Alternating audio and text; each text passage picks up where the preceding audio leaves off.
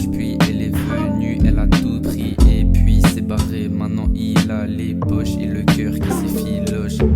Peut-être c'est ce qui arrive quand on t'aime trop sans compter. Depuis il s'est refait un petit cœur en carton pour panser ses plaies. Il a pris le fil et l'aiguille. Lui il veut pas lâcher l'amour même quand ça tourne en rond. Il préfère dire merci même quand tout vacille. Merci pour les larmes, merci pour l'encre, même pour celle qui est partie sans répondre. Son cœur criait qu'il aimait encore pendant que son silence hurlait dans l'ombre.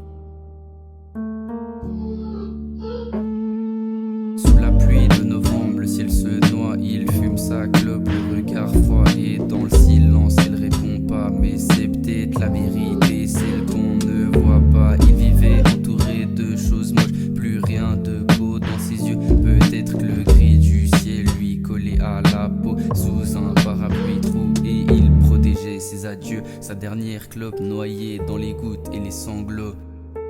Les mots sont tues, les messages restent bleus. Parfois l'absence vaut plus que les aveux.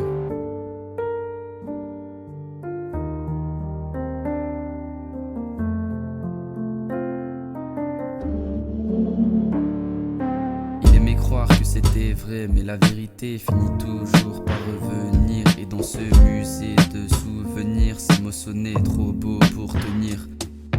Et elle, c'est la petite sœur qu'on n'écoutait pas qu'elle avait rien à dire, juste personne pour ça. Elle marchait sur la pointe des pieds, à s'effacer pour garder la paix. Calme dans le chaos, elle portait tout le monde, même quand son monde à elle s'effondre. On l'appelait le bébé, on riait de ses pleurs alors qu'elle portait la douleur des autres sur son cœur. Elle disait ça va, même quand c'était faux, se réduisait en silence pour que les autres aient chaud. Mais son cœur bat plus fort qu'il l'imagine, douce, discrète, mais